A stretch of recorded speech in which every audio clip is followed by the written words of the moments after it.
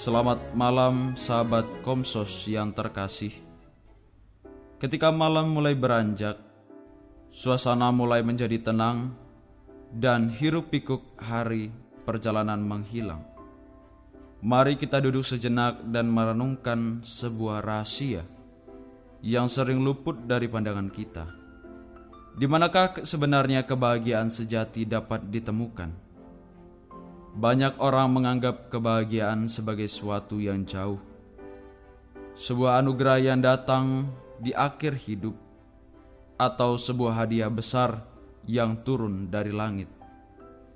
Kita sering menatap keluar, berharap melihat tanda-tanda yang megah, peristiwa luar biasa yang memberi kepastian bahwa semuanya akan baik-baik saja. Kita berlari mengejar kesuksesan, pengakuan, dan pencapaian besar, seolah-olah di sanalah letak kebahagiaan hidup yang sejati. Namun malam ini Tuhan mengajak kita untuk menoleh ke arah yang berlawanan, menoleh ke dalam.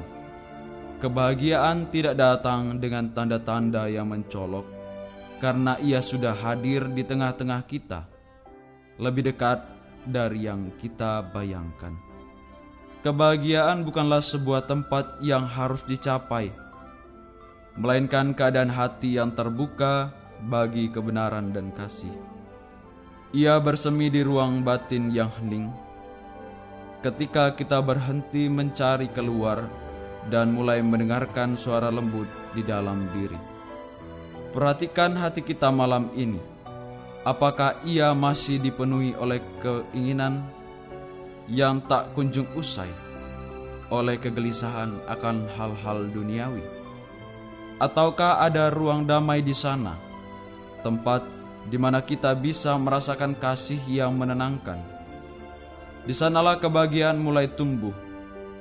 Ia muncul saat kita mampu membedakan yang benar dari yang sia-sia, ketika kita memilih untuk berbuat baik meskipun sulit, ketika kita memaafkan meski hati masih terluka.